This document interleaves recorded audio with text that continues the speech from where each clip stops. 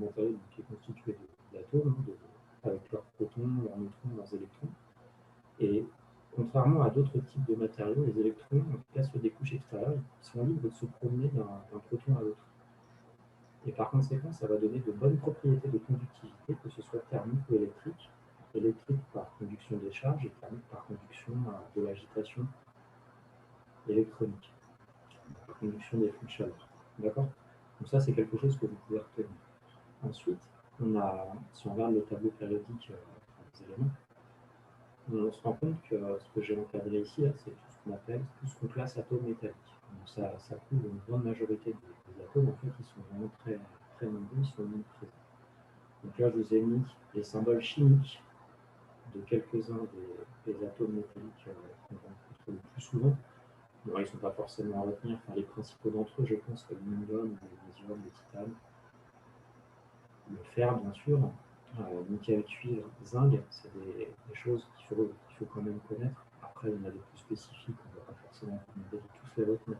Mais on va dire que magnésium, aluminium, titane, vanadium, chrome, manganèse, fer, nickel, cuivre et zinc, c'est des choses qu'on peut vous demander de savoir. D'accord? Donc ça, c'est voilà, parce que ça va faire partie après de la nomenclature pour acheter un matériau métallique. Vous allez chercher un fournisseur, vous allez devoir faire référence à ces ateliers pour avoir une certaine nuance, on verra un peu plus tard. Donc, les métaux, classiquement, ils sont classés en métaux ferreux et non ferreux. Donc, pour répondre à une question qui a été postée sur le chat, ferreux et non ferreux, ça veut simplement dire y a-t-il présence de fer ou non. Donc voilà la réponse à cette question. Les ferreux, il y a présence de fer, c'est essentiellement les aciers et les fontres, et les non ferreux, il n'y a pas présence de fer, ou alors vraiment sous la forme de traces. Donc les aciers et les fontres, c'est vraiment les métaux de la révolution industrielle. Les cuivres et les alliages, c'est des métaux qu'on a maîtrisés plus tôt dans l'humanité, mais qui continuent à avoir un rôle industriel essentiel. Les aluminiums sont beaucoup plus récents, puisqu'ils datent du XXe essentiellement. Et puis après, les titanes, les super-alliages de nickel et autres, ce sont des applications un peu plus spécifiques, donc je parlerai un petit peu à la fin. Alors, il y a une question concernant les germes. Alors, avant de parler des germes, on va parler des cristaux.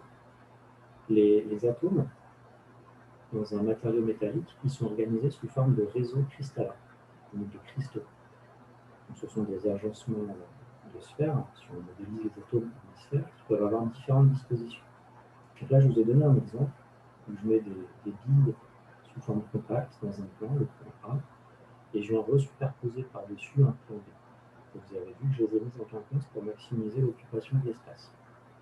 Ensuite, si vous voulez remettre un plan par-dessus le plan B, vous avez deux manières différentes de vous y prendre.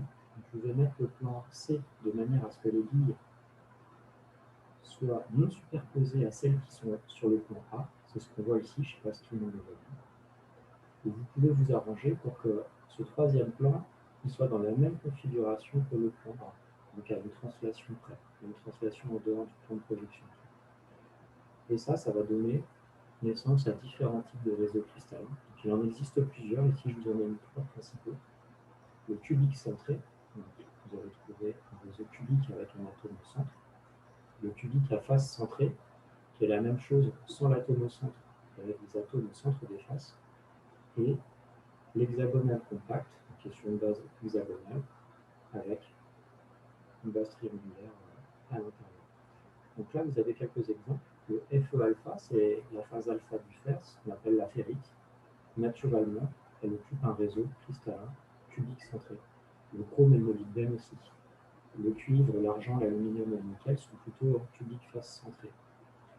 Le magnésium, le zinc, le titane et le cobalt, dans la version alpha, pour le titane et le cobalt, sont plutôt en hexagonal compact. Donc tout ça pour vous dire qu'en fonction de la nature des atomes, on va avoir une prédominance de certains cristaux sur d'autres.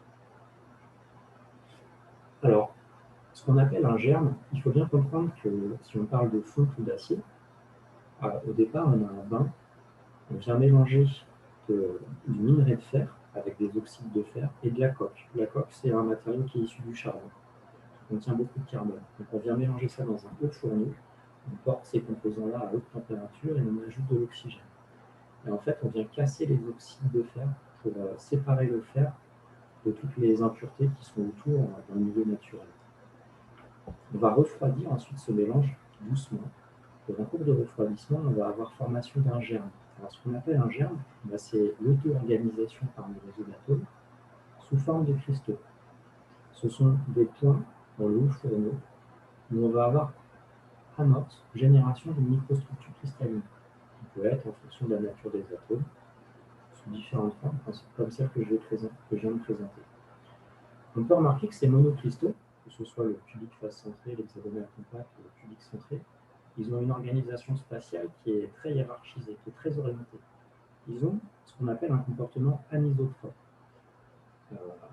Si je dessine, vous imaginez que si je tire par exemple dans la diagonale de mon cube, comme ça, je n'ai pas forcément le même nombre de liaisons atomiques et pas la même orientation des liaisons atomiques que si je tire perpendiculairement à des faces. Je n'aurai pas la même rigidité, pas forcément la même résistance. On appelle ça un comportement anisotrope, c'est-à-dire qu'il n'est pas isotrope, autrement dit qu'il n'est pas le même dans toutes les directions de l'espace. Et pourtant, souvent les métaux, quand on les regarde à une échelle macroscopique, ils ont ce qu'on appelle un comportement isotrope. Alors, il faut qu'on comprenne pourquoi, malgré des micro-cristaux, des cristaux qui sont anisotropes, on peut obtenir à l'échelle globale de notre métal un comportement isotrope. Ici, vous avez un exemple d'un polycristal. Donc, polycristal, ça veut bien dire ce que ça veut dire. Il y a plusieurs cristaux, mais ils sont monophasés, c'est-à-dire que c'est toujours la même organisation atomique, par exemple que du cubique central. Mais on peut remarquer que là, ils sont orientés différemment. Et en fait, là, c'est cet aléa dans l'orientation des phases, donc des arrangements atomiques, cet aléa qui va générer une microstructure globale isotrope. Ce qu'on voit ici, c'est ce qu'on appelle un... Vous voyez mon curseur ou pas? Oui. Ouais. Donc ce qu'on voit ici, c'est ce qu'on appelle un grain. Là, on a deux grains qui sont séparés par un joint de. Alors, comment ça se passe concrètement? Quand vous êtes dans votre haut fourneau et que vous refroidissez plus ou moins vite votre microstructure, vous allez avoir, je ne suis pas encore hyper affûté là-dessus, mais on ne voudrait pas, voilà. Vous allez avoir différents germes qui vont se développer, c'est-à-dire une orientation de la matière un peu particulière, une organisation de la matière, par exemple, sous forme cubique centrée. Celui-là, il va être orienté dans ce sens-là. Celui-là, il va être orienté dans celui-ci. Celui-là comme ça. Celui-là comme ça, etc. Chaque germe va, par hasard, avoir une orientation spécifique. Et ensuite, au cours de refroidissement, les atomes vont s'agglomérer autour du germe initial et ils vont s'ajouter. Ils vont grandir. Par exemple, lui, il va grandir. Comme ça. Il va grandir jusqu'où, à votre avis? Jusqu'où il va grandir? Ce cristal monophasé va croître en cours de refroidissement. Est-ce que vous avez une idée? Qu'est-ce qu'il va faire qui va s'arrêter de grandir à un moment? Quand il va en rencontrer un autre? Exactement, quand il va rencontrer un voisin. Et ça va former ce qu'on appelle ça va former un motif, comme celui que vous voyez sur cette figure-là, qu'on va appeler un diagramme de Voronoi. Alors, un diagramme de Voronoi, ça s'écrit comme ça.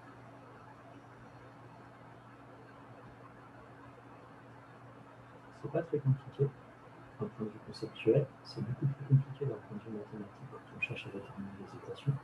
Et d'un point de vue conceptuel, c'est assez facile. Vous prenez l'espace, alors je vais travailler dans ce morceau-là de mon écran, vous voyez tous bien là? Ça va? Vous voyez tous mon écran complet? Je vais prendre deux germes, qu'on va appeler des générateurs du diagramme de Voronoi. Et un diagramme de Voronoi, c'est un découpage de l'espace par proximité à un générateur. Donc, le diagramme de Voronoi de nos systèmes à deux points là, ouais, c'est tout simplement la médiatrice du segment. Et dit autrement, tous les points qui sont dans cette région-là, donc à gauche, en haut à gauche de mon segment rouge ici, ils sont plus près de ce générateur-là que tous les points qui sont dans cette zone. Donc, le diagramme de Voronoi d'un système à deux points, c'est ça. C'est tout simplement le point infini coupés en deux par une droite. Tous les points qui sont d'un côté de la droite sont plus près d'un des deux générateurs que de l'autre, et réciproquement. Alors, si on trace le diagramme de Voronoi, ici, le générateur. Voilà, je vais faire la médiatrice de ces deux-là, la médiatrice de ces deux-là, cela, à peu près, voilà. Et vous voyez une auto-organisation qui arrive là, avec le grain qui s'arrête sur un joint. Ce qu'on appelle l'interface, là, c'est ce qu'on appelle le joint. Ça va, c'est compris? Donc ça, c'est comme ça que finalement, par refroidissement au sein des fourneaux, on va avoir une organisation de la matière qui est localement très structurée. Globalement, si je prends beaucoup de grains, si je regarde ça de très très loin, c'est pas très loin, c'est quelques millimètres, ça suffit, il y a déjà des milliards de grains. À l'échelle ici, vous voyez, c'est plutôt 10 micromètres, c'est tout petit. Hein. Ici, vous voyez une micrographie qui a été prise au microscope électronique en balayage. Vous avez un grain, très bien joué un grain ici qui a été obtenu sans traçabilité facile, qui était mis en France. Donc si on s'intéresse à ça globalement, donc si on tirait sur le grain, il n'y aurait pas forcément le même comportement dans ce sens-là et dans ce sens-là. Mais si on tire sur tout ce bloc-là, comme il y a énormément de grains, finalement, quand on va tirer comme ça, on aura peut-être le même comportement quand on tire comme ça, parce que statistiquement, on aura autant de microstructures orientées dans un sens que dans l'autre. Mon dessin ressemble plus à rien, mais j'espère que vous avez suivi au fil de l'eau. Donc ça, c'est pour expliquer un peu comment, à partir d'une microstructure qui est extrêmement organisée dans l'espace, les cristaux, on peut obtenir quelque chose d'isotrope, qui va se comporter de la même manière dans toutes les directions. Finalement, cette organisation locale, elle est moyennée à l'échelle globale. Et puis enfin, on peut avoir des choses un peu plus compliquées. On peut avoir des polycristaux polyphasés. C'est ce qui est multiphasé. C'est ce qui est indiqué ici. Alors ça, je pense que vous l'avez vu avec Martin Cyr, c'est ce qu'on appelle le diagramme fer-carbone. Ici, vous avez le pourcentage de carbone en masse par rapport au pourcentage de fer. Là, vous avez la température, et en fonction de l'état dans lequel vous êtes, en termes de quantité de carbone en masse et température, vous allez avoir différents constituants qui vont exister. Par exemple, ici, alors, souvent aux étudiants, ça leur fait peur, tous ces mots-là, sémantique, pyramide, sténite, etc. C'est juste des organisations de la matière sous certains réseaux, fer-carbone, avec certaines mailles cristallographiques, cubiques centrées, etc. C'est juste ça. Après, c'est une espèce de catalogue à la clé. La ferrite, pour vous donner un exemple, ce qui est tout à gauche, c'est le fer pur en phase alpha. C'est du cubique centré.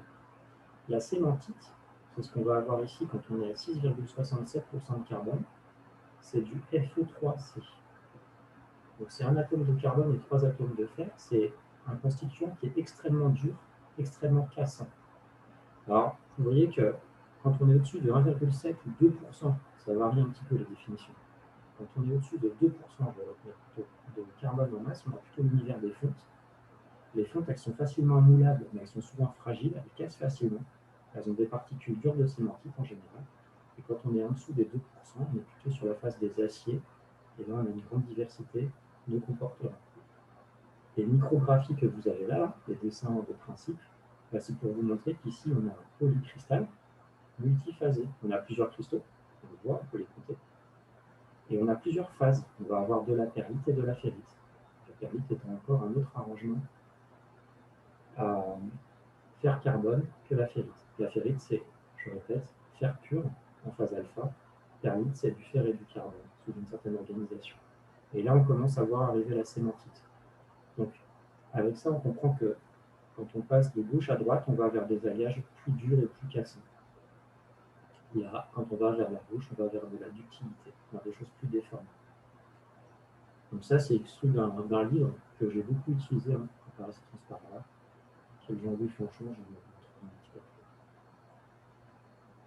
Donc ça, c'est des exemples aussi faits à l'ENSAM de microstructures. On voit très bien les différences de couleurs entre deux phases différentes dans un métal. Et on a les joints de grains qui apparaissent. Alors aujourd'hui, on a des super outils. Hein, les chimistes, ils savent même trouver l'orientation, faire des sortes de tomographie en 3D avec l'orientation des microstructures. C'est des choses qui sont maîtrisées en recherche. Arcelor sait faire ça, par exemple, pour raffiner ses aciers. Alors ensuite, il y a eu des questions sur les dislocations. Que sont les dislocations? Alors c'est pareil, souvent ça vous fait peur. Il ne faut pas que ça vous fasse peur. C'est assez bête une dislocation. C'est juste un défaut dans l'arrangement atomique. Vous pouvez imaginer que dans le meilleur des mondes, voilà, nos atomes, là, ils sont bien rangés. Si je fais ça, ça va.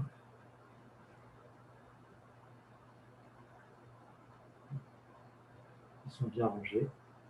Super. Ben non, dans la vraie vie, c'est jamais comme ça. Hein. Vous savez, il y a un atome de bore qui s'est mis là, ou d'aluminium, ou de nickel, ou de silice, il n'a rien à y faire, mais il y est. Il va nous perturber le réseau cristallin. On va avoir par exemple un trou là. Donc on a un défaut dans notre microstructure. Alors ensuite, ce défaut, on va par exemple le traduire par une ligne de discontinuité. Imaginons que ça, le trou qui est là, en fait, ça représente une ligne perpendiculairement à mon écran de projection. Par exemple, cette ligne-là. C'est la ligne CC ici. Tout le monde la voit? C'est bon? Vous me dites hein, si c'est pas clair. Il ne faut pas hésiter. C'est bon. C'est bon? Si on sollicite cette ligne de bord de dislocation avec un effort qui est perpendiculaire à la ligne, ben on va faire glisser ce défaut et on va former une marche d'escalier. Et cette marche d'escalier, elle a un point. Donc on va appeler ce type de dislocation une dislocation point. Et le défaut, ben, il va se promener en fait. Il va se promener, il va se décaler. Et finalement, au départ, on avait un réseau qui était... Enfin, on va faire sauter le défaut et on va reconnecter nos atomes un cran plus loin. Donc au départ, peut-être que notre système, il était comme ça. Il était connecté en ce point-là, je ne sais pas si vous voyez. Et en ayant exercé un effort F là, dans ce sens-là, bah, les atomes qui étaient là, ils ont glissé d'un rang, d'un vecteur de Burgers. Ils ont bougé d'une distance interatomique. Et les atomes qui étaient ici, ils sont venus juste à côté, ici. Ils ont formé une marche d'escalier, ils ont formé une dislocation. Un autre phénomène, c'est la même chose, c'est un défaut similaire. Vous avez toujours CC', on a appelé ici VV', alors ça c'est issu du précis de métallurgie, qui est un document qui est intégralement dédié à l'étude de la métallurgie. Vous avez beaucoup plus d'informations que ce que je vais vous raconter aujourd'hui, beaucoup plus fines, donc qui explique bien les choses. Là, l'effort il est amené parallèlement à la dislocation, il n'est pas amené perpendiculairement comme c'était le cas parallèlement. Dans ce cas-là, vous avez formation d'une ligne de glissement, vous faites sauter vos atomes, mais pas longitudinalement, en cisaillement si vous voulez. Et cette dislocation-là, on va l'appeler dislocation vis. Donc c'est juste en fait un saut dans le réseau atomique. Et c'est important de comprendre ça parce que en fait, c'est ce qui explique l'origine de tout ce qui est les phénomènes de plasticité, tout ce qui est phénomène de déformation irréversible.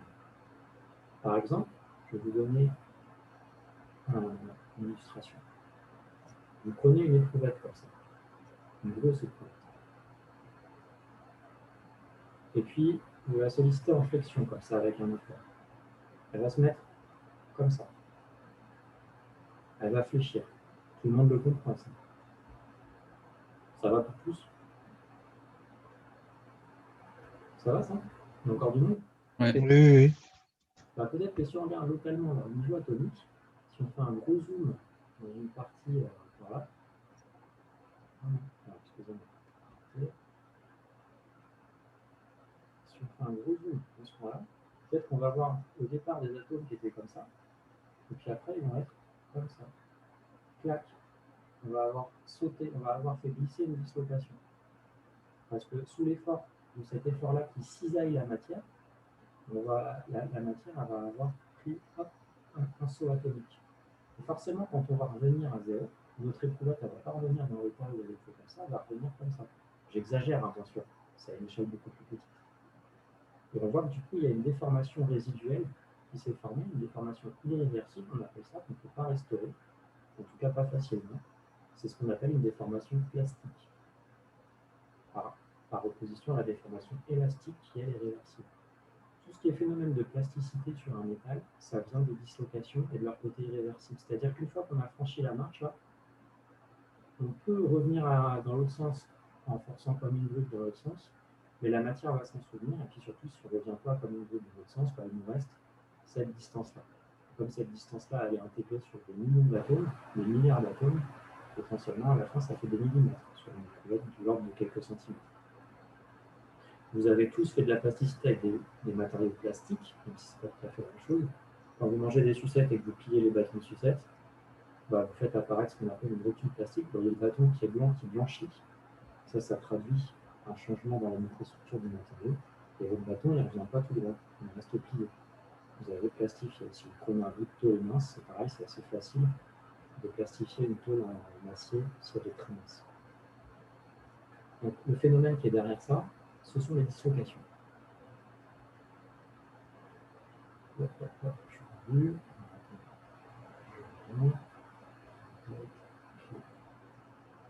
Donc voilà des illustrations en 3D, dislocation de points, dislocation ici. Donc plutôt perpendiculairement, on charge perpendiculairement à la dislocation, et là on charge parallèlement à la ligne de dislocation. Dans la réalité, bien sûr, on a des dislocations qui sont plutôt mixtes, qui vont faire un couplage de ces deux phénomènes.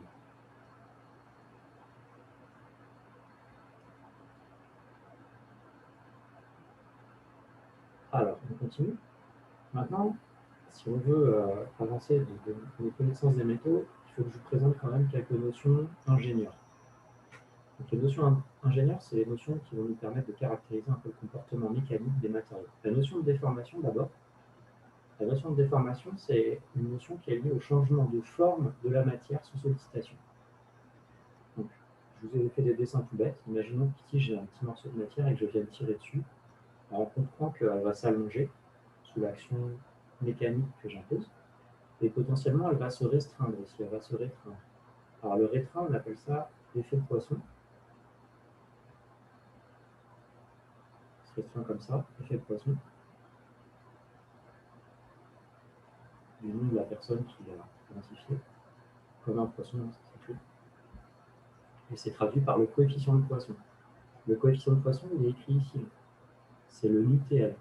L'UTL, c'est quand je tire dans le sens L, le sens L, c'est ce sens-là, la quantité de déformation que je vais avoir dans le sens transverse, le sens T. Plutôt dans ce sens-là, si je veux que ce soit plutôt normal. Donc, quand on écrit ça, là, on est en train de dire que pour une déformation dans le sens L donnée, je vais vous expliquer ce que c'est après, on obtient une déformation dans le sens travers qui est négative. Effectivement, si je m'allonge ici, je me rétreins dans le sens transverse, en général, et elles sont proportionnelles, ces deux déformations, et le coefficient de proportionnalité, c'est l'effet de Poisson. Alors ensuite, qu'est-ce qu'une déformation? D'un point de vue ingénieur, c'est tout simplement la longueur dont tu as changé la structure, delta L. Donc ici, j'avais une longueur L0. Ça, c'est mon L0 que j'ai mesuré. Par exemple, j'ai dessiné sur mon éprouvette un gros point ici à la craie et puis un autre point. Je tire dessus. Et le point qui initialement était là, il s'est déplacé, il s'est allongé, il est venu ici. Donc ça, cette distance-là, la quantité dont il s'est allongé, c'est le delta L. Et delta L sur L0, ça a quelle unité? Ça a quelle unité, Ça n'a pas de mètre. Ça n'en a pas, effectivement. Alors moi, je préfère dire que ce sont des mètres par mètre. Autrement dit, si j'ai une déformation epsilon qui vaut 10-3, ça veut dire que pour une structure qui initialement faisait 1 mètre, elle s'est allongée de quelle quantité? Delta L sur L0. Elle s'est allongée d'1 millimètre. Si vous avez une déformation moyenne d'un 10-3, ça veut dire que, vous pouvez le voir comme ça veut dire qu'une structure qui aurait mesuré 1 mètre au départ, elle s'est allongée d'1 millimètre. On a bien 1 millimètre divisé par 1 mètre qui vaut 1000 mm égale 10-3. Donc ça, c'est quelque chose qu'il faut absolument que vous reteniez. La déformation, c'est une grandeur qui est adimensionnelle. Moi, je préfère dire qu'elle est en mètre par mètre. Souvent, on dit plutôt en micromètre par mètre, parce que c'est ce qu'on observe plus souvent sur les alliages avant qu'ils cassent. C'est la même chose que si j'avais eu 0,5 mm d'allongement pour une barre d'un demi-mètre de long, de 500 mm. C'est la même déformation. Donc, si j'avais eu ça, je l'avais allongé de 0,5 mm, j'aurais eu la même déformation moyenne. Donc ça, c'est ce qu'on appelle des déformations longitudinales. Ensuite, on a d'autres types de déformations. Alors, les déformations qui sont dites en cisaillement. Alors les transverses, on l'a vu, excusez-moi. Les transversales, c'est celles qui sont liées aux longitudinales par le coefficient de Poisson ici. Alors, il existe des matériaux qui sont à coefficient de Poisson négatif. Est-ce que vous connaissez un matériau qui, quand on l'écrase, se contracte? C'est pas très intuitif, ça. Hein. J'appuie sur un matériau, je m'attends à ce que, si j'appuie dessus, je m'attends à ce qu'il s'élargisse, qu'il prenne cette forme-là. Mais il y a des matériaux, quand on appuie dessus, ils se contractent. Est-ce que vous connaîtriez pas un matériau qui fait ça?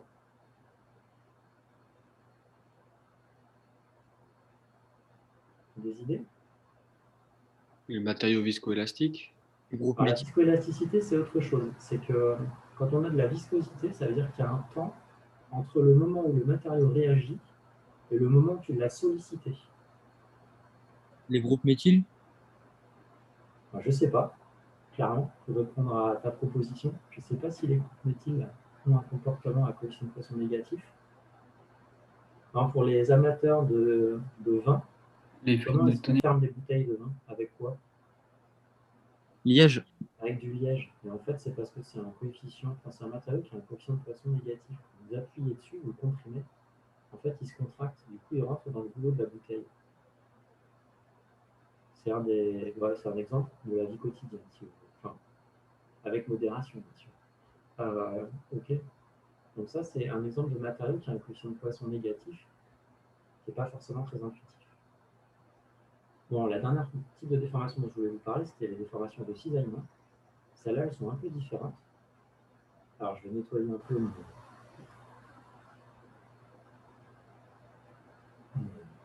transparent. Pour cisailler la matière, il faut imaginer qu'au lieu de la solliciter dans l'axe, on va la solliciter comme ça. Donc, on va essayer de la faire glisser comme ça. Ça, c'est ce qu'on appelle une sollicitation de cisaillement. C'est-à-dire qu'au lieu de tirer sur une facette de normale n, par exemple, dans la direction n, on va prendre une facette de normale m et on va tirer par le haut dans la direction. Donc on va cisailler, on va changer l'angle. Ici, on avait un angle initial de 90 degrés. Là, ici, on se retrouve avec un angle qui vaut 90 moins gamma. Gamma, c'est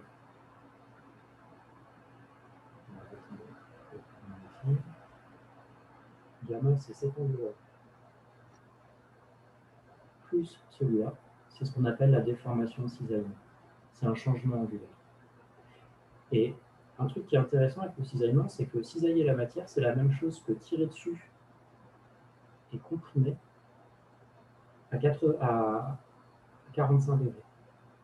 Finalement, quand je cisaille la matière, passer de cette forme-là à la forme cisaillée que j'ai mis en vert, c'est comme si j'avais tiré comme ça et comprimé comme ça. Donc on peut obtenir un cisaillement en faisant des déformations longitudinales, mais dans des axes tournés de 45 degrés. Ça va?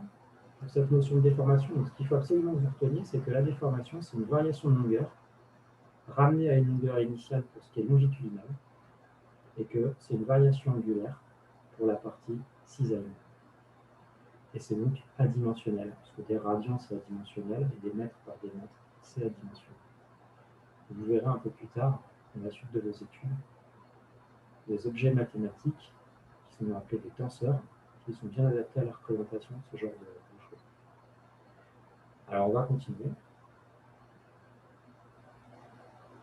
Alors, pour mesurer... C'est quoi epsilon V, monsieur? Alors, je ne l'ai pas dit. C'est une autre mesure de la déformation. C'est une déformation qu'on va appeler logarithmique. Tu vois ici un logarithme népérien. Je vais faire un petit dessin, c'est rapide qu'un discours. Ici, je suis passé d'une longueur initiale L0 à une longueur delta L. Mais en fait, entre ces deux instants-là, j'ai eu une intégrale de petites variations élémentaires. Je ne suis pas passé directement de L0 à dl0 plus delta L. Je suis passé de L0 à L0 plus un tout petit delta Li, pardon, par exemple. Puis après, un L0 plus 2 fois delta Li. 3 petits points, etc. Puis enfin, L0 plus delta L. Donc ça, c'est ce qu'on appelle l'allongement infinitésimal. C'est quand on est en chemin entre l'état initial et l'état final. Pour passer de l'état initial à l'état final, on a une succession d'états intermédiaires qui sont des états infinitésimaux. Et finalement, pour trouver la déformation epsilon v, on fait la somme des delta Li sur L0.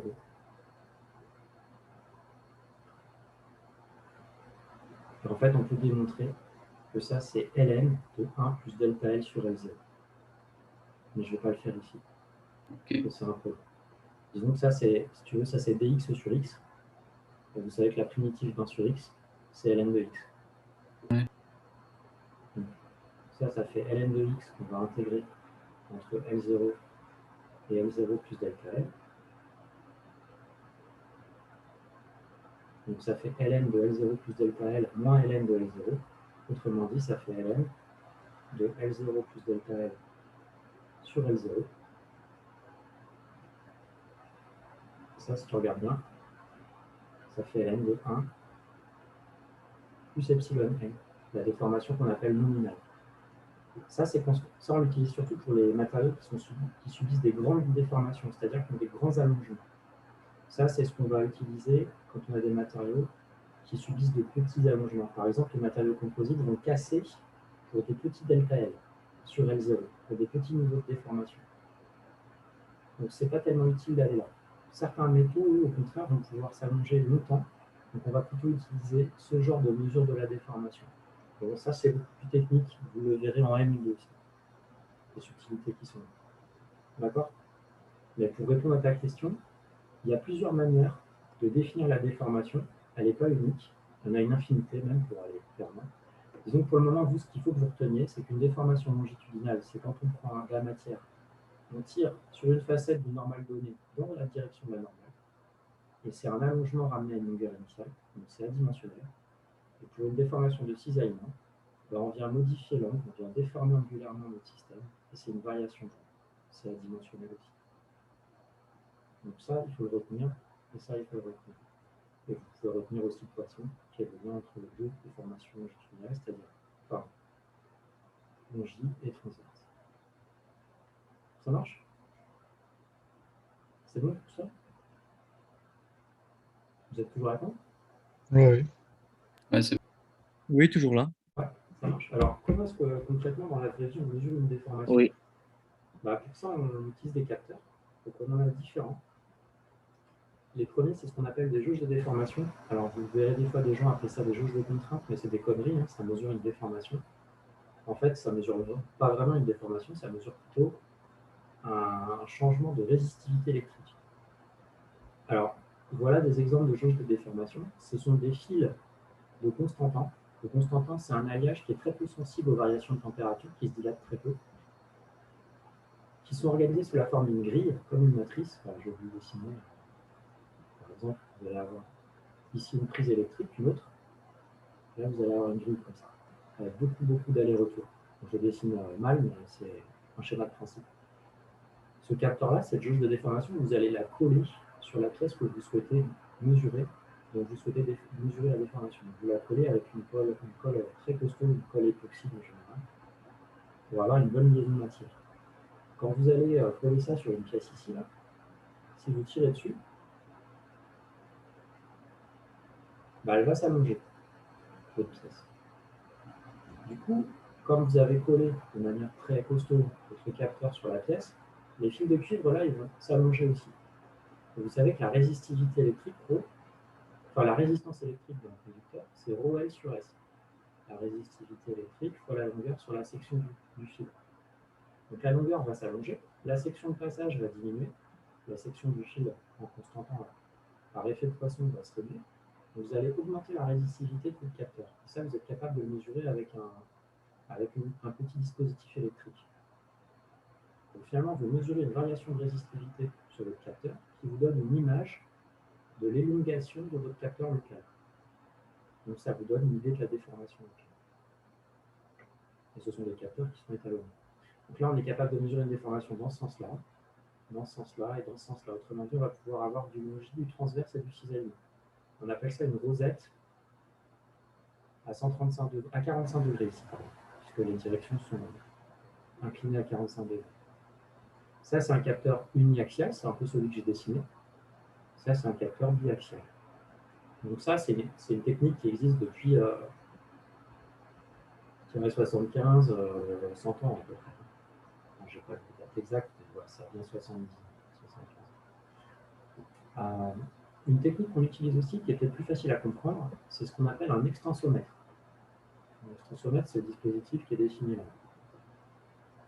Donc, cet extensomètre, c'est un capteur qui est composé de 2 petites pattes qui viennent en liaison avec l'éprouvette que vous voulez tester. Donc là, vous avez une belle éprouvette métallique, là, je ne sais pas si vous la voyez, qui est serrée par des morts, ici.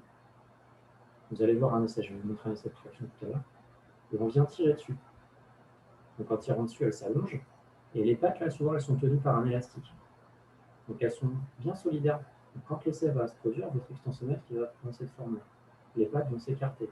Vous êtes capable de mesurer très précisément l'écartement et donc d'avoir une image de la déformation. Alors ce qu'il faut bien comprendre ici, ce qui est intéressant, c'est que les jauges de déformation sont des capteurs qui sont très locaux. Ça fait 4 mm par 2 mm. Maximum 1 cm carré, quoi, grand maximum. Donc c'est une information qui est locale, qui est très très précise. Ici, vous avez peut-être 2 cm. Donc quand vous faites un capteur comme ça, vous venez mesurer la déformation moyenne entre 2 points séparés de 2 cm. Vous ne savez pas comment est la déformation localement entre ces 2 points. Mais globalement, vous savez que vous avez une valeur moyenne qui vaut. Et puis les techniques modernes aujourd'hui, on va de plus en plus vers ça parce que ça ne coûte pas très cher. Ce qu'on appelle l'analyse d'image. Donc là, vous venez mettre un mouchetis, vous venez peindre par exemple un motif de dalmatien. Vous peignez votre éprouvette en blanc, vous projetez des points noirs dessus, ou vous utilisez une microstructure. Si votre caméra elle est capable de percevoir une microstructure sur la surface de votre éprouvette, vous l'utilisez. Aujourd'hui, on a des algorithmes d'analyse d'image qui sont capables de dire un point qui initialement sur l'image était là, sur la même image prise un peu plus tard quand l'éprouvette est déformée, il est venu ici. Donc elles peuvent trouver un truc qui est magique, c'est le champ de déplacement, c'est-à-dire en tout point de l'image, quelle est la valeur du déplacement dans la direction X par exemple, et dans la direction Y par exemple. Donc là, vous avez un truc qui est typique d'une éprouvette qui est sollicitée en traction. Vous avez vu que le clair, c'est 3, le foncé, c'est 1 ou 0. Donc on voit bien que les déplacements, l'éprouvette, elle est en train de s'allonger comme ça. Et là, vous avez le déplacement transverse. Là, c'est négatif. Là, c'est positif. Alors, je ne sais pas dans quel sens c'est l'axe, je pense que c'est plutôt comme ça. Là, vous êtes en train de partir par là. Là, vous êtes en train de partir par là. Et là, vous êtes sans doute bloqué. Peut-être qu'elle est collée, votre éprouvette. Donc là, vous êtes en train de vous restreindre, sauf ici, parce que vous êtes collé. Donc ça, c'est des capteurs qu'on utilise de plus en plus souvent. Et quand on a 2 caméras, on peut même faire de la stéréocorrélation d'image, c'est-à-dire qu'on est capable de faire ça en 3D. C'est-à-dire d'avoir des déformations, des déplacements en dehors du plan des images. OK? Alors si on continue, maintenant qu'on a vu la notion de déformation, il y a une autre grandeur qui est très importante pour les ingénieurs, c'est la notion de contrainte. Alors la contrainte, c'est, je vais le faire d'un point de vue mathématique, puis après on essaiera de mettre un peu de sens physique là-dessus. Mais je trouve que les maths sont assez riches en sens physique, donc ça tombe bien. La contrainte, c'est la limite d'un effort F qu'on va appliquer sur une petite facette de matière. Donc là, vous avez un solide par exemple, un patatoïde ici, et vous regardez une petite particule, M. Cette particule M, vous prenez un petit cube de matière autour d'elle, et vous regardez ce qui se passe dessus. Par exemple, vous prenez ici une petite normale, N. Là, vous avez une petite face de surface ds. Vous avez une petite surface élémentaire, et vous venez mettre un effort dessus. qui est incliné. Un effort comme F orange. Donc ça, là, c'est l'équivalent de ma surface. Ça, c'est mon type. Ça, c'est mon point M. Ma particule, je suis en train de regarder ce qui lui arrive. Je suis en train de mettre une force dessus. Là, quand je fais tendre la surface ds, qui est l'air de ce truc-là, vers 0, j'obtiens ce qu'on appelle la contrainte au point M. Ça s'exprime en newton par mètre carré. Ce sont des pascals. C'est une notion de pression. Donc, on distingue deux types de contraintes. Les contraintes normales, qu'on appelle souvent sigma. C'est l'effort normal, donc perpendiculaire à la surface, ramené à la surface. Donc ça, en général, les métaux, ils aiment bien. Ils aiment bien qu'on leur tire dessus ou qu'on les comprime, si on renverse l'effort. Ils supportent bien ça. Nous, c'est pareil. Si on vous tire sur le bras, ça fait mal, mais ça va encore. Puis après, il y a un truc qui fait plus mal, c'est que cet effort F qu'on a utilisé pour solliciter la matière, il a une composante normale, mais il a aussi une composante tangentielle. Ft, on verra. Quand on fait tendre Ft, quand on fait tendre la limite ds vers 0, Ft sur ds, c'est aussi des newtons par mètre carré, donc des pascals, c'est aussi une pression. Ça, c'est ce qu'on appelle taux, le vecteur contrainte de cisaillement. Et ça, les métaux, ils aiment beaucoup moins. Nous aussi, en général, quand on nous tord le bras, ça nous fait plus mal quand on tire dessus. En général, la matière, c'est particulièrement sur les métaux, ils n'aiment pas tellement ça. Ils sont plus fragiles en cisaillement qu'en traction contre pression. Alors concrètement, il y a encore une autre sollicitation qui est la pression hydrostatique. Est-ce que vous auriez une idée de ce que ça peut représenter, ça, comme type de chargement? Est-ce que vous avez une idée de structure bien connue qui est chargée en pression hydrostatique? C'est quand on a la pression qui s'exerce sur toutes les phases, dans toutes les directions de l'espace en même temps. Est-ce que vous auriez une illustration d'une structure qui est chargée en pression hydrostatique? Il y a toujours du monde? Ah, j'ai perdu du monde. Non, on est là, on est là. Un sous-marin. Un sous-marin, dans l'eau, quand il plonge, il est soumis à une pression hydrostatique. Et ça peut être dangereux, ça peut le faire flamber. Donc, voilà un petit peu. Donc, vous remarquez que tout ça, ce sont des pascals. Donc, des newtons par mètre carré. Alors, pour vous donner une idée, nous, on maîtrise mieux ce qu'on appelle le bar, qui est une autre unité de pression, qui est 10 newtons. Le bar, c'est 10 newtons pour 1 cm². Et 10 newtons, ça fait à peu près 1 kg par abus de langage. C'est faux ce que je vais écrire, hein, c'est une force égale pas une masse. Mais sur Terre, comme l'accélération de la pesanteur, c'est à peu près 10, ça fait à peu près 1 kg sur Terre, dit en fait. Donc c'est comme si vous mettiez une brique de lait, que vous la teniez sur 1 cm² de votre cou. Ça donne la notion de pression. C'est ce que vous allez ressentir, un bar de pression sur votre main. Si vous tenez une brique de lait sur 1 cm² de peau, c'est la pression moyenne que vous aurez sur votre main. Donc, je vous laisse faire la conversion Pascal bar pour avoir une idée. Alors nous, souvent, en tant qu'ingénieur, on travaille plutôt en newton par millimètre carré plutôt que par mètre carré, parce que les chiffres sinon sont énormes. Ça, on appelle ça des mégapascals. Et un acier typique peut tenir à minima 300 mégapascals sans casser. C'est-à-dire que vous pouvez exercer cette pression-là localement sur les particules de votre alliage avant de le casser. OK? Alors, comment est-ce qu'on fait expérimentalement pour mesurer une contrainte? On prend une éprouvette, on mesure sa section, on tire dessus, on mesure l'effort, et on divise l'effort par la surface. Et on obtient la contrainte moyenne sur la section. Alors, on ne sait pas si la contrainte, elle est partout pareille. En général, c'est pas vrai, elle est plutôt comme ça, il y a des effets de bord. Ou au contraire, elle est comme ça dépend. Elle peut être différente. Mais si on devait remplacer une distribution par une valeur moyenne, on obtiendrait cette valeur-là, l'effort qu'on mesure sur la surface. Donc, si je passe au transparent suivant, pour mesurer une force, souvent on utilise une cellule de force qui porte mal son nom parce qu'en fait, c'est une structure sur laquelle, en général, on a collé une jauge de déformation. Donc, on vient mesurer plutôt une déformation d'un élément du capteur et on sait pour quel niveau de force on obtient la déformation mesurée. Donc, à partir d'une mesure de déformation, on remonte à une mesure d'effort.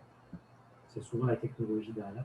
On peut aussi avoir des capteurs avec des quartz piezo qui vont générer des charges en fonction de leur sollicitation. Alors, je vais vous montrer un petit peu un essai de traction avec une vidéo. Donc, voilà à quoi il faut vous attendre. Vous allez d'abord voir la machine de traction. C'est une machine en général qui est assez imposante. À l'Institut Clément Ader, le laboratoire de recherche dans lequel je travaille, on a une machine de traction qui peut monter à 30 000 kN. Donc, c'est-à-dire à 3 tonnes, en gros. On peut exercer un effort de 3 tonnes dans son axe de traction. Donc, ça sert à caractériser des composites, par exemple. Donc, ici, vous avez une traverse qui est mobile. Ici, vous ne voyez pas, mais il y a 2 vis qui vont tourner. Et en tournant, elles vont faire monter et descendre la traverse. Sur cette traverse, vous avez ce truc-là, là, qui est une cellule de force qui va mesurer la force. Là, vous avez des morts. Un mort statique ici, un mort mobile ici, grâce à la traverse. Et l'éprouvettes. Là, vous allez pouvoir coller des jauges, mettre un extensomètre, prendre des photos pour avoir une mesure de la déformation. Et pour la contrainte, vous allez être capable de mesurer l'effort et de le ramener à la surface de l'éprouvette. Et on va pouvoir déterminer un certain nombre de coefficients qui vont caractériser le comportement mécanique de l'alliage, indépendamment de la forme de l'éprouvette. Donc c'est ce que je vais vous montrer maintenant.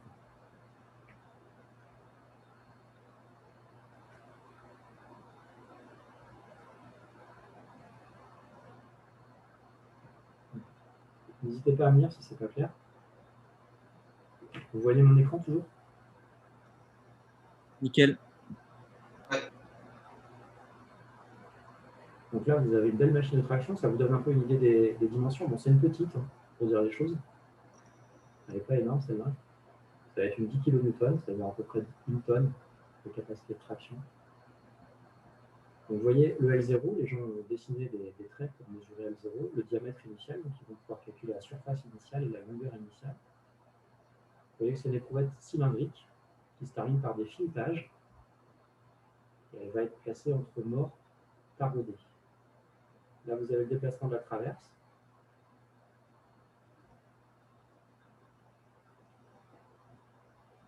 Donc ici, on a les morts qui sont taraudés. Le taraudage, c'est le complémentaire du filet. Le filet, c'est la vis, le filetage. La personne verrouille les morts. C'est des morts mécaniques. Il y a des morts hydrauliques, hein, avec des pressions des fois de plus de 400 bars. Hein. Et là, vous avez alors ils ont un super matos, eux, ils ont un bel extensomètre. Vous allez voir l'extensomètre, vous vous souvenez, c'est ce fameux capteur avec 2 pattes. On va regarder de combien s'écartent les pattes.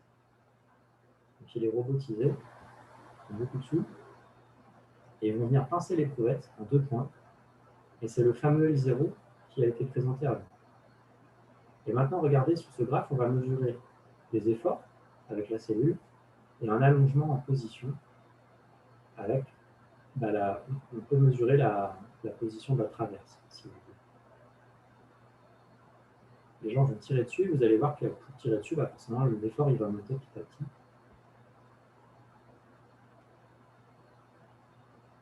Donc là, maintenant qu'ils ont serré les morts, il n'y a pas un effort tout à fait nul au début, donc il faut initialiser, il faut faire un 0.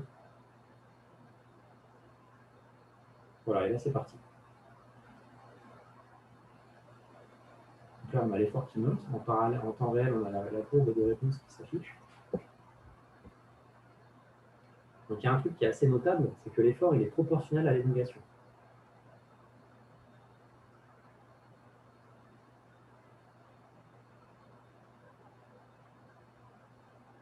On voit que ça ressemble quand même sérieusement à une droite, alors qu'on a beaucoup de points. Donc c'était pas gagné, hein, cette différence. Ensuite, on a un pic, on a une baisse de charge, puis on a un grand plateau d'écoulement. Donc là, à partir du pic, on amorce un régime plastique. Là, on a des dislocations qui sont en train de glisser. Et en fait, pour faire glisser les dislocations, ça se passe à force constante. Parce que c'est facile de les faire glisser, les premières dislocations. Donc là, vous êtes en train de faire glisser des dislocations points ou des dislocations vis. Et vous voyez que l'effort nécessaire pour les faire glisser, il est à peu près constant. Une fois que vous avez fait glisser toutes les dislocations qui étaient faciles à faire glisser, vous allez en faire glisser des plus difficiles, moins bien orientées par rapport à la charge, par exemple. Et donc, pour pouvoir continuer à faire glisser vos dislocations, il va falloir monter en charge. L'effort monte. C'est ce qu'on appelle l'écrouissage. Ça devient de plus en plus difficile d'allonger votre éprouvette. Et vous regardez bien ce qui va se passer là, au centre. Là, vous avez vu, on atteint une asymptote horizontale. Regardez le mec. Je fais une pause. on a atteint l'effort maximal que verra l'éprouvette. On appelle cette valeur-là la résistance à la rupture. C'est la contrainte. Enfin, on verra après dans l'espace contrainte de déformation. Là, on est dans l'espace force déplacement, mais vous avez compris que si je divise la force par S0 et si je divise l'allongement mesuré par l'extensomètre par L0, je suis en contrainte de déformation. Donc ça va correspondre à la contrainte à rupture. Ça va correspondre à la limite élastique du matériau, c'est-à-dire la contrainte qu'il peut subir sans plastifier. Et la valeur de l'élongation à rupture, de la déformation à rupture, c'est ce qu'on appelle la fonction. Regardez ce qui va se passer ici. L'effort commence à diminuer. Et vous avez vu, la section, elle est en train de s'effondrer.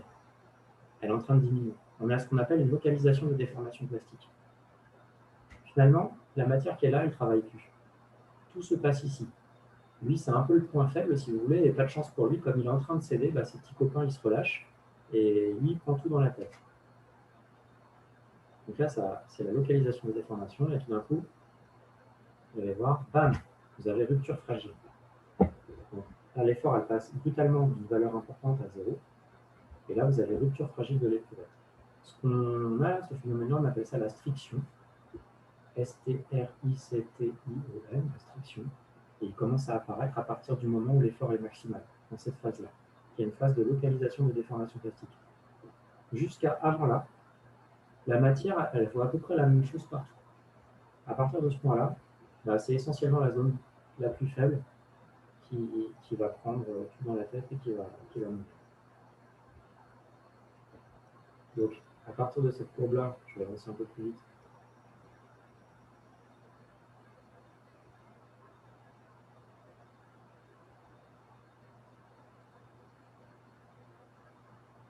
Voilà.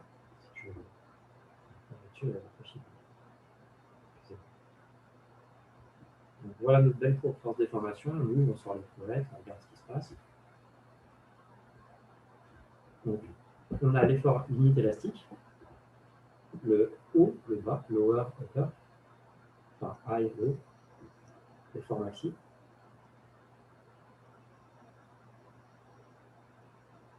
Et pour passer de l'effort à la contrainte et de l'allongement à la déformation, on va diviser la courbe rouge par la surface S0, on va diviser delta L par la longueur L0. Voilà ce qu'on nous explique. Alors je vais vous montrer un autre essai.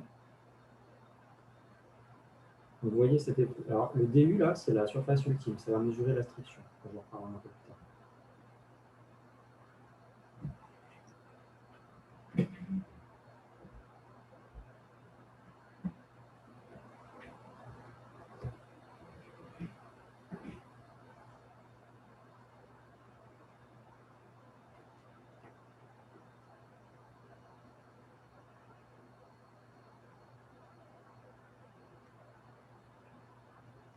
Je vais aller plus vite.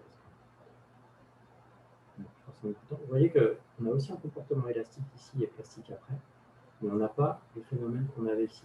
Donc ça, c'est dû à la nature de l'alliage. Je vais arrêter avec ça. Donc finalement, parce qu'il ne reste pas tant de temps que ça, ce qu'on peut retenir, c'est qu'au départ, les contraintes, si on les trace en fonction de déformation, une code typique en plasticité, c'est ça, en traction, pardon, sur un alliage métallique. Au départ, on a une proportionnalité entre la contrainte et la déformation, c'est ce qu'on appelle le domaine élastique. Ici, on va approximer les contraintes par la loi de Hooke, qu'on appelle sigma égale E epsilon, et E, c'est le coefficient directeur de cette portion linéaire de la réponse. À partir d'une valeur qu'on a tendance à appeler RE par convention, la limite élastique, on commence à plastifier. Alors ce que ça change, c'est ça.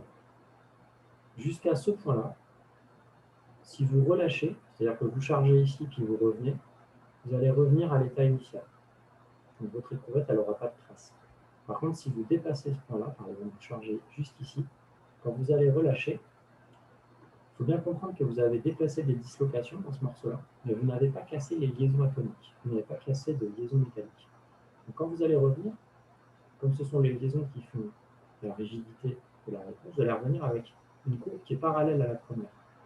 Et cette déformation-là, c'est la déformation résiduelle, c'est la déformation epsilon plastique. Ça, c'est la déformation totale, epsilon t, celle qui a été vue par l'éprouvette au cours de l'essai. Pardon, voilà. Et celle-là, là, c'est ce que l'éprouvette a été capable de vous restituer. C'est la déformation élastique. Donc souvent, on a une réponse en 3 phases. Une première qui est élastique. Après, on a un durcissement, un écrouissage. Et puis, on a ce point-là, là, qui va se traduire par la localisation des déformations sur une section faible. En général, ça arrive au milieu, mais ce n'est pas systématique, ça peut partir un peu ailleurs. Ça va dépendre d'un défaut métallurgique et autres. Donc ça, c'est la striction. Ça, c'est l'écrouissage. Ça, c'est la partie élastique. Et la partie plastique, c'est la partie écrouissage plus striction. Puis on va atteindre un point ici qui est le point ultime que peut supporter l'éprouvette. Et là, on a la rupture fragile. Donc finalement, avec cet essai-là, on est capable de mesurer, grâce à des mesures de déformation, ou de l'allongement relatif entre plusieurs particules et des contraintes, on va pouvoir avoir cette information-là, le module d'élasticité, qui traduit en fait le coefficient directeur de la droite dans le domaine élastique. Si on regarde un petit peu les surfaces sous cette courbe contrainte déformation, alors une contrainte, je vous ai dit, c'est des newtons par mètre carré. C'est aussi des newton-mètres par mètre cube. Et des newton-mètres, ce sont des joules, c'est de l'énergie. Donc en fait, cette courbe-là, c'est aussi une mesure de l'énergie qui est stockée dans une petite particule de matière qui fait 1 mètre cube, ou 1 millimètre cube, si vous voulez. Ce qui est en vert, c'est l'énergie élastique, c'est celle qui sera rendue par votre éprouvette si vous avez atteint ce point-là et que vous relâchez élastiquement. Ce qui est en orange, c'est en général ce qui est dissipé sous forme de plasticité. Si vous avez un crash test automobile, si vous assistez un jour à un accident de voiture, ne mettez jamais votre main sur le capot ou sur une pièce métallique qui s'est déformée. Parce qu'elle a chauffé, et elle a chauffé très fortement par dissipation plastique. Donc ça, c'est souvent transformé en chaleur. Et ce qui est en rouge, vous voyez que c'est l'énergie qui est nécessaire pour durcir la réponse du matériau, ce qu'on appelle l'écrouissage. C'est l'énergie qui est nécessaire pour faire bouger des dislocations et pour les maintenir derrière. C'est tout ce qui est contrainte résiduelle. Donc c'est typique, ça, d'une courbe de réponse d'un matériau métallique. Alors on a différents types de comportements. On a des matériaux qui sont plutôt fragiles, c'est-à-dire qu'ils vont casser pour des niveaux de déformation qui sont faibles. Puis on a des comportements qui sont dits ductiles, on a des matériaux qui peuvent s'écouler longtemps avant de rompre. Et après on a toutes sortes de matériaux qui varient entre ductiles et fragiles. Les métaux et les alliages, pour vous donner un ordre d'idée de leur module d'élasticité. Je vous rappelle, le module d'élasticité, c'est le coefficient directeur de la partie élastique. C'est ce truc-là. Ils sont plutôt dans le haut du panier. Ils sont un peu plus bas que les céramiques. Ils sont à peu près au même ordre de grandeur que les composites. Par contre, ils sont beaucoup plus lourds. Ici, vous avez la masse de Levy qui est donnée pour l'information. C'est pour ça que sur les applications techniques, on cherche à la fois de la rigidité et de la légèreté. On va plutôt aller chercher des composites. Alors du coup, je suis un peu plus vite que ce que je pensais. Vous m'accordez encore quelques minutes? Vous êtes toujours là?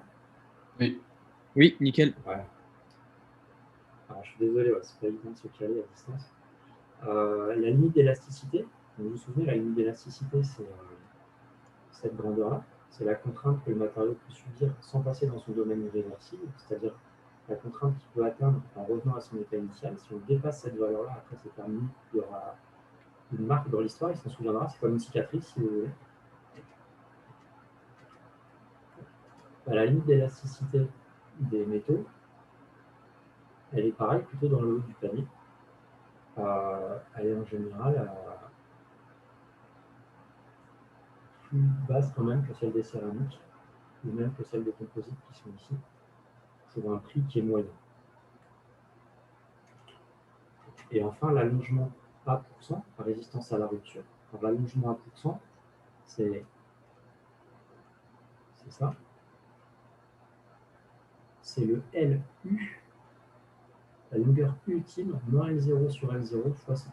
Autrement dit, c'est ici, vous avez, alors là, je suis dans sigma epsilon, mais si je vais dans un espace U, F, ce que mesure la machine directement, le A%, vous calculez en prenant LU, la longueur ultime, celle de la mort de l'éprouvette, moins sa longueur initiale avec 0, ramené à sa longueur initiale, fois 100. Donc c'est une déformation aussi, donnée en pourcentage. C'est la déformation à rupture, si vous voulez. Et ça, c'est RM, la résistance à rupture.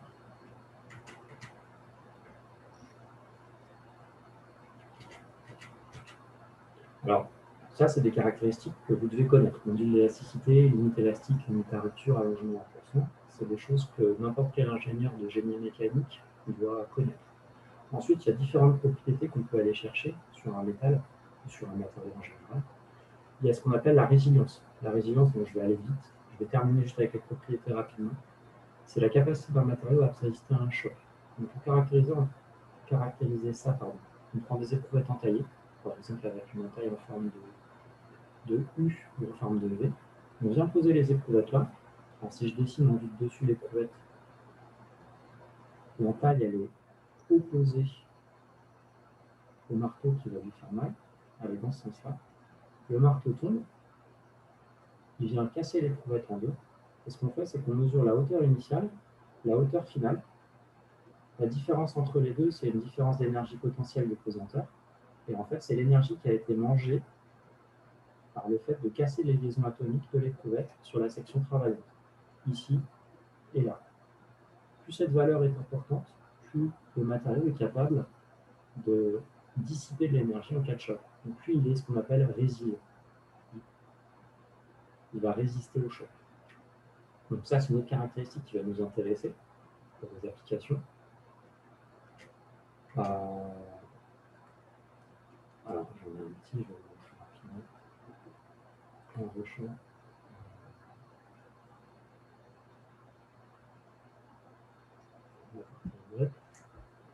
Donc c'est des essais destructifs. Enfin, nous, les mécaniciens, en général, si c'est pas destructif, c'est pas un vrai essai. Si on casse pas la pièce à la fin, c'est pas rigolo.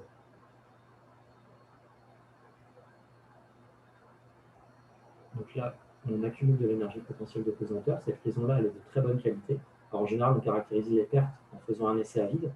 Et on sait quelle est l'énergie mangée par la liaison avec des pivots, en général, enfin des volumes. Donc là, c'est ce qu'il a fait. Il vient de calibrer l'énergie dissipée par la liaison mécanique. Et maintenant, il va tester une éprouvette. Donc ça, c'est une éprouvette cassée V. La fissure est en forme de V. Là, il ne faut pas laisser les deux, sinon on est mal.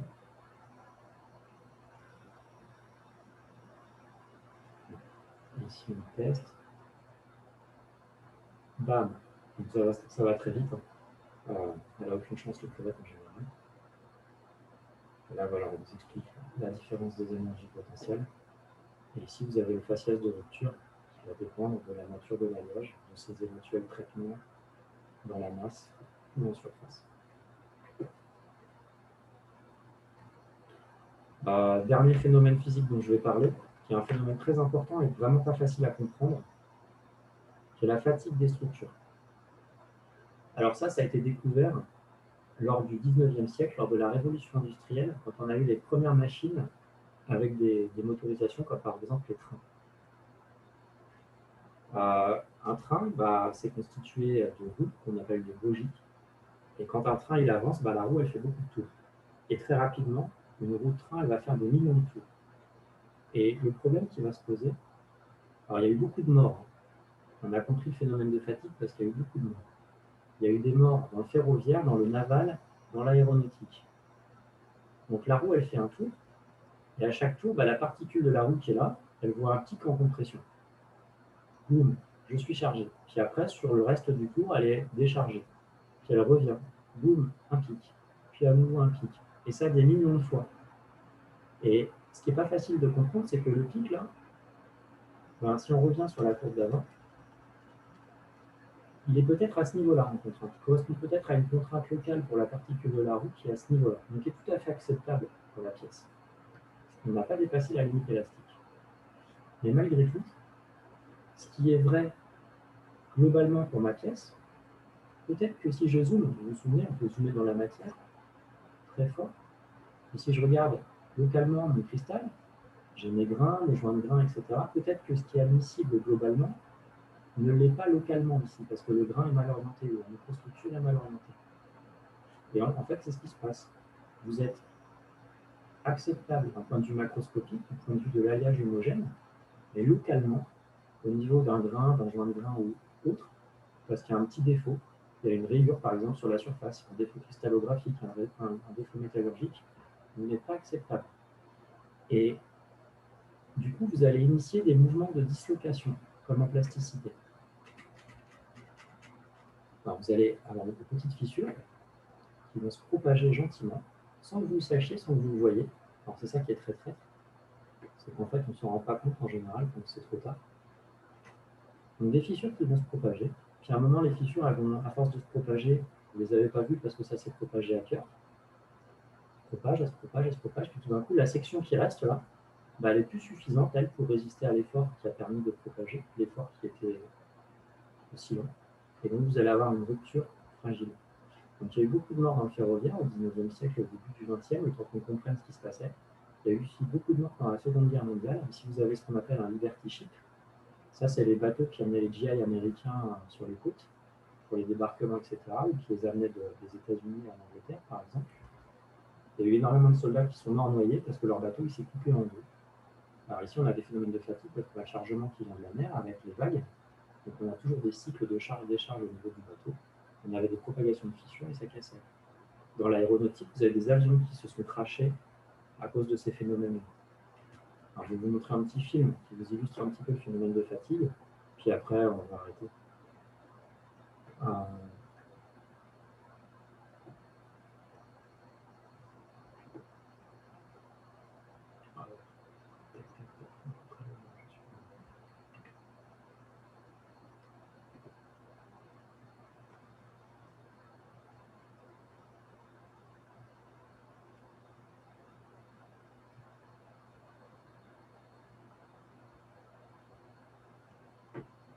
Voilà. Alors un exemple typique de structure qui peut casser par fatigue, une pédale de vélo qui est sollicitée en charge cyclique de manière assez dure. Donc ça c'est la pub, c'est un moque. Alors, un des avions d'Airbus, le Comet, les ingénieurs avaient eu la mauvaise idée de vouloir faire des hublots carrés. Ça a résulté en quelques morts lors d'un crash, par rupture par fatigue. Voilà, donc là vous allez voir une illustration de la rupture par fatigue que vous avez peut-être tous fait avec un trombone. Voilà, ici vous plastifiez, vous n'êtes pas dans le domaine élastique. C'est un mode très accéléré. Ce qui est traître avec la fatigue, encore une fois, c'est que vous pouvez casser une pièce alors qu'à aucun moment vous avez dépassé ces limites acceptables d'un point de vue macro. Alors sur une voiture, on s'arrange pour que les pièces supportent la durée de vie du véhicule. On va s'arranger pour que vos pièces puissent tenir 400 000 km. Autrement dit, elles casseront par fatigue potentiellement, mais au-delà de la durée de vie de la voiture. Si on faisait des avions comme ça, ils ne décolleraient pas, ils seraient trop lourds. Donc on a une autre stratégie. Dans un avion, on a des fissures partout. Donc elles sont fissurées de partout, les pièces d'un avion. Par contre, on les mesure, on sait quelle est la taille des fissures et on sait combien de vols peut faire l'avion avant que la fissure ne devienne critique. Monsieur? On vient changer les pièces avant que les fissures n'aient atteint une taille qui soit critique. C'est ce qu'on appelle... Ouais. J'ai une petite question concernant les fissures. Elles sont faites initialement quand on usine dans des matériaux ou elles sont... Alors, c'est une bonne question. On peut avoir des défauts de surface, effectivement, qui sont liés à un usinage de mauvaise qualité ou à un outil, par exemple, qui a tapé une pièce. Ça peut être dû aussi à des phénomènes qu'on va appeler concentration de contrainte. Donc, une concentration de contrainte, c'est quelque chose que tu vas rencontrer quand tu as une variation brutale de section. Par exemple, tu fais un arbre comme ça, avec un petit diamètre et un gros diamètre. Ça, c'est pas bon du tout, parce qu'ici, tu vas avoir des accumulations de contraintes qui vont être propices à des propagations de fissures. Ensuite, une structure typique qui est soumise à la fatigue, c'est les roulements à billes. Parce que dans un roulement à billes, il y a facilement, il y a un nombre important de billes. À chaque tour, une particule de matière qui fait partie de ta bague, elle va voir N billes passer. Donc elle va être libérée, puis tout d'un coup, un pic lié à un passage de billes. Donc à chaque tour, si tu as 7 billes, tu as 7 pics.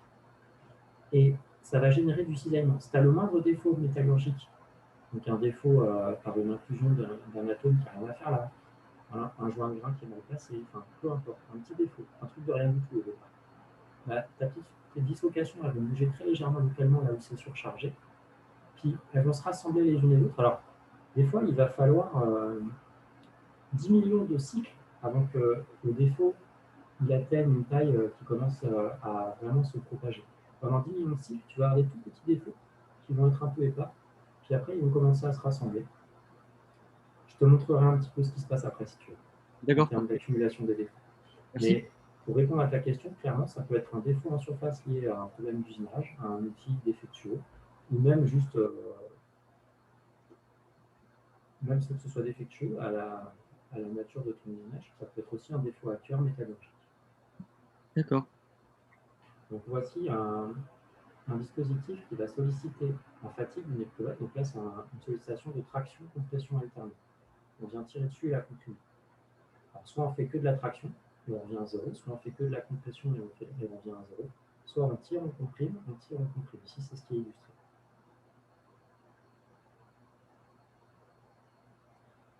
En général, ça se passe très bien pendant longtemps. Sachant que la force maximale, elle est tout à fait admissible par la structure. Ça ne pose pas de problème. Si vous appliquez le cycle une seule fois, vous verrez rien. Alors bien sûr, ça va à haute fréquence, parce qu'on ne veut pas y passer la nuit. C'est des essais qui peuvent durer des années. Airbus a des pièces à vide qui cyclent en permanence en avance de phase sur la flotte en exploitation pour construire son savoir avant le vécu des avions. Là, vous voyez même pas ce qui... Ah là, ça y est. Là, on voit coalescence de la fissure. Elles ont commencé à se rejoindre. Vous avez formation d'une macro-fissure. Tout d'un coup, bam, vous avez la rupture fragile parce que la matière qui reste est plus suffisante pour supporter la charge. Si vous voulez le revoir, on va faire rapidement.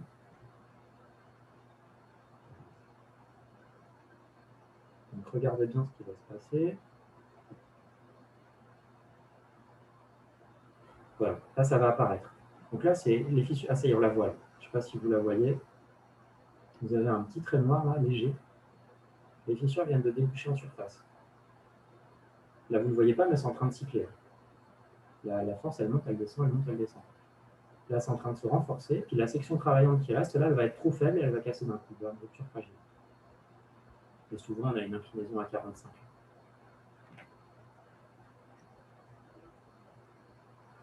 Donc là, vous avez un faciès de rupture typique avec la zone de propagation en fatigue et puis la rupture fragile ici de l'éprouvette. Ensuite, vous pouvez aller mesurer, ça c'est intéressant. En post-mortem, vous pouvez voir des fronts d'avancée de fissure au microscope à balayage électronique.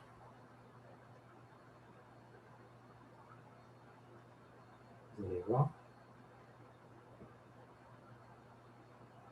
Voilà. Là, vous avez... Alors, ce n'est pas forcément un cycle, ça peut être plusieurs cycles, mais ici, vous voyez clairement les étapes. Et ça, ce sont les dislocations. Vous vous souvenez, les dislocations point et vis dont on a parlé? Ça, c'est les traces de dislocation. Puis après, on a eu arrachement de la matière. Donc ça, c'est les traces des dislocations qui sont restées gravées dans la matière avec des orientations de grain un peu différentes.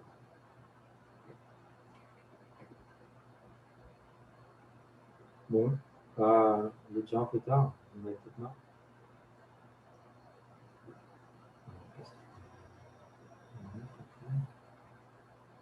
Ouais, je vais vous en parler puis après on arrête. Donc ça, c'est ce qu'on appelle les courbes de Wöhler, le nom de l'ingénieur qui les a définies. Sur l'abscisse, vous avez le nombre de cycles. C'est une échelle log. 10 puissance 0, ça fait un cycle. C'est un essai quasi statique. Un essai de traction, par exemple. 10 puissance 6, c'est un million de cycles. Qu'est-ce qu'elle dit, cette courbe rouge? Elle dit que si vous êtes en quasi statique, si vous chargez votre pièce, vous allez la casser ici pour 460 MPa à peu près. Vous allez dépasser la limite à rupture. Si vous voulez casser la même pièce au bout de 100 cycles, il va falloir charger en alterné. Le A, c'est pour alterner à 400 MPa. Donc vous allez faire un cycle qui aura cette tête-là, en fonction du temps.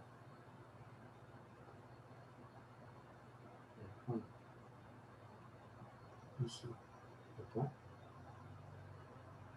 Vous allez faire. Ça, c'est un cycle. Alors, on a vu que si on faisait un seul cycle, il faut mettre 450 MPa ici pour casser. Si vous mettez 400 MPa, vous allez casser au bout de 100 cycles approximativement. Si vous mettez 300 MPa, il vous faudra 10 000 cycles pour péter. Et cet alliage-là, il a un truc intéressant, il a une limite d'endurance, c'est-à-dire que si vous chargez en dessous de 225 MPa environ, vous pouvez espérer une durée de vie infinie. Vous comprenez bien que si vous prenez un stylo et que vous soufflez dessus, vous êtes en train de le solliciter cycliquement en soufflant dessus, mais votre charge est tellement faible que vous ne le casserez jamais en fatigue, votre stylo. Pour les alliages, c'est un peu pareil. Certains alliages admettent une limite d'endurance, c'est-à-dire que vous pouvez, en dessous d'une certaine valeur, les charger quasiment indéfiniment sans casser. Quand on fait une voiture, on essaie d'être dans ce domaine-là. Alors bien sûr, pour baisser la contrainte, vous vous souvenez, la contrainte c'est F sur S. L'effort, vous ne le maîtrisez pas, c'est la vie, c'est le monde extérieur qui vous l'impose. Donc pour baisser la contrainte, il faut augmenter la section. Et forcément, si vous augmentez la section, vous augmentez le poids des pièces. C'est pour ça que ces stratégies-là ne sont pas faisables tout le temps. En aéronautique, on sait qu'il va falloir qu'on change la pièce, par exemple, à cette valeur.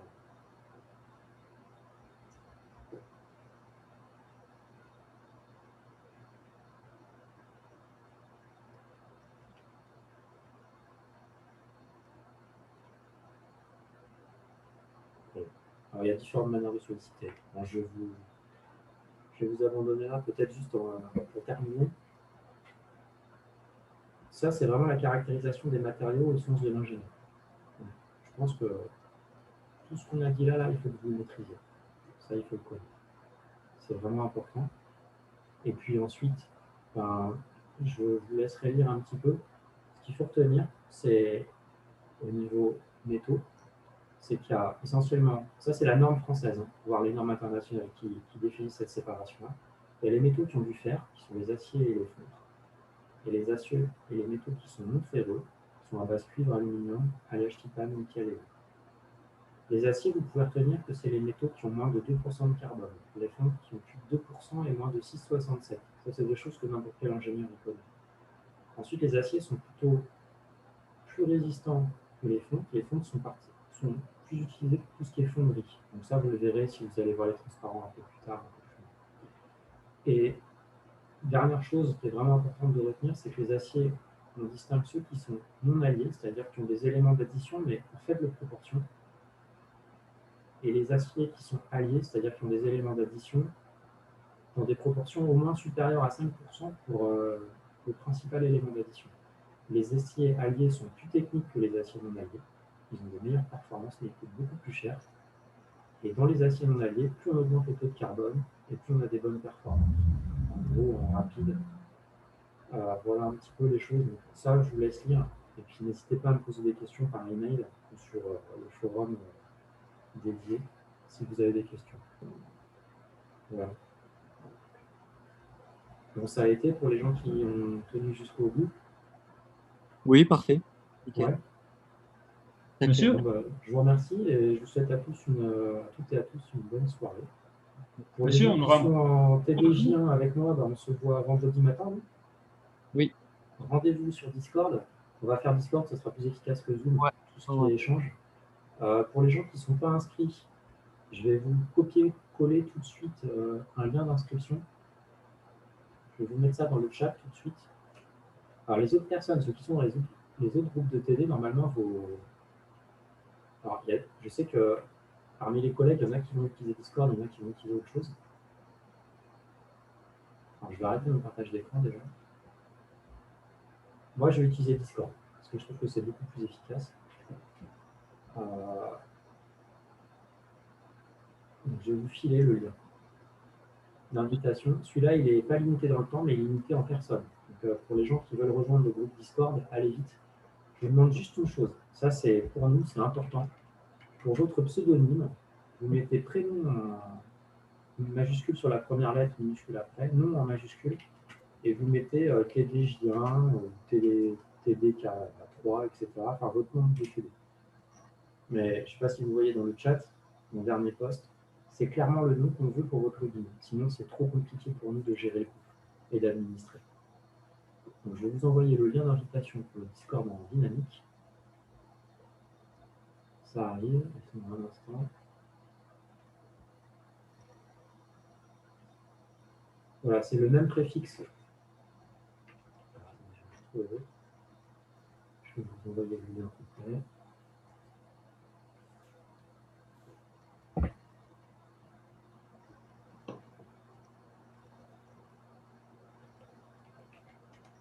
Monsieur, Oui, poser une question. ouais, bien sûr. Si on avait l'intention d'acheter le Fauchon, vous nous conseillerez quelle édition? Enfin, parce qu'il y en a plusieurs en fait. Alors, le Fanchon, c'est un bon livre, effectivement, surtout si vous voulez faire de la conception avec nous au second semestre. Si vous partez en génie méca, c'est un très bon livre, donc c'est pas du tout aberrant, c'est une bonne idée de l'acheter.